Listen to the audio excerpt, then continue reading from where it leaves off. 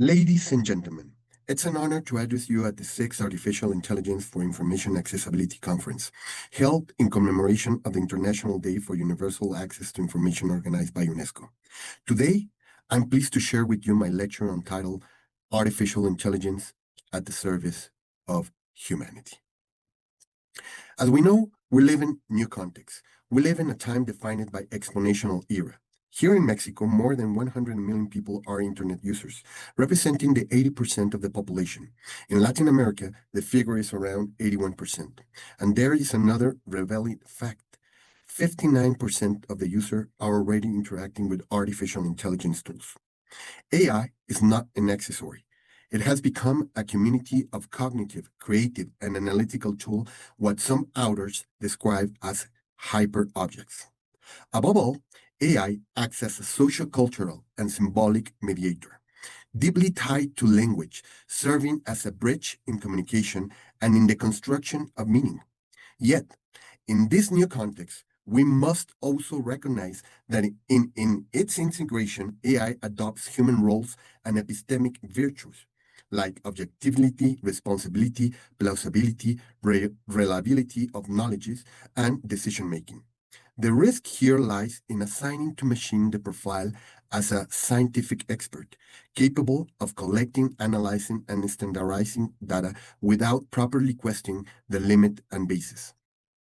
This is the framework of algorithmic collaboration between humans and machine, an interaction that, when properly oriented, amplifies our cognitive, analytical, and creative capabilities, but when poorly directed, can reinforce injustice and asymmetries. In this landscape, AI has become a copilot that imitates human intelligence and multiplies productivity. We know and we now have systems of machine learning, narrow AI specialized in specific domains, general AI aspiring to match human cognition, and future scenarios of superintelligence.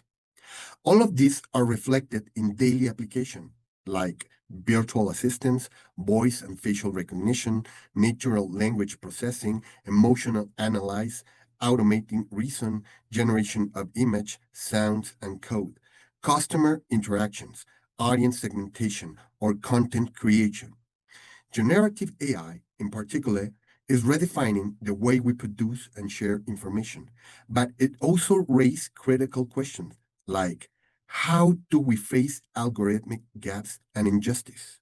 How do we prevent AI from amplifying inequalities, polarization, or misinformation? AI is not only a driver of productivity and international cooperation, but also is a field of geopolitical, cultural, and ethical disputes. We must never forget that every algorithm carries social implications, like from racial and gender basis to the way it molds collective imaginaries, redefines rationality around efficiently and profits, or even generates artificial identities and aesthetics. In this sense, AI is not neutral. It is an active agent of symbolic mediation.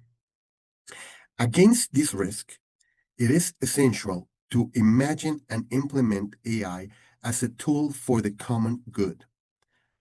First, let us consider epistemic justice, the possibility that AI facilitates more equitable access to knowledge, incorporating indigenous, female, rural, and non-Western ways of knowing. Imagine system trained on multicultural and multilingual corpora with the colonial awareness that help overcome the marginalization of historically silenced voices. Second, the idea of integral ecology, our planet as a common home. AI can help monitor ecosystems, anticipate climate crisis, optimize energy networks, and promote sustainable public policies, always with a sense of intergenerational responsibility. A third dimension is the reconfiguration of the social emotional imaginary. AI generates narratives, emotions, and meanings that shape collective affective culture. Here, the ethical question becomes decisive. What kinds of emotions does AI reproduce? Are they ethically acceptable? Can we demand frameworks to guide their production responsibly? AI also opens opportunities in public health, clinical diagnosis, digital mental health, conversational therapies, surgical assistance, and drug design. But this requires a bioethical approach to algorithms, grounded in the principle of non-maleficence and justice, to avoid reproducing biomedical bases. Furthermore, AI can contribute to building a culture of peace, anticipating hate speak, detecting polarization, fostering restorative justice, and generating intercultural narratives of dialogue. And even more, AI can strengthen public philosophy and democracy by detecting misinformation, analyzing public policies in real time, and amplifying the citizens' right to truth. Lately, let us think of algorithmic aesthetics, new digital poetics, where art and machine, not to replace human creativity, but to expand and give a new meaning of context of exclusions. For AI to truly serve humanity, we must develop new competencies. The first is critical and sustainable digital literacy. Citizens must be equipped to read algorithms critically, to understand their environmental footprint, and to question the values embedded in technological design. The second is the adaptability and continuous learning. The speed of change requires us to constantly relearn, crossing disciplinary boundaries and integrating technological, ethical, communicative, and humanistic knowledge. The third is the rehumanization of the digital bound. We must never forget that behind every dataset and every interface, there are people with dignity, histories, and context deserving of respect. Building these competencies means fostering responsibility and responsible technical imagination, care for oneself and other, AI's limits, and the promotion of an active algorithm citizenship. This implies overcoming knowledge fragmentation by articulating scientific, technical, and humanistic perspective. All of this places before us enormous ethical and anthropological changes. AI confronts us with fundamental rights, the rights to truth, to identity, to privacy, to equality and non-discrimination, to cultural access, and to personal data protection. It also requires us to protect the most vulnerable people with disabilities, older adults, and marginalized communities. Anthropologically, the challenge is to resist dehumanization, to remain faithful to ourselves and to our communities, to foster cultures of hope and sharing, and to sustain genuine encounters with the others.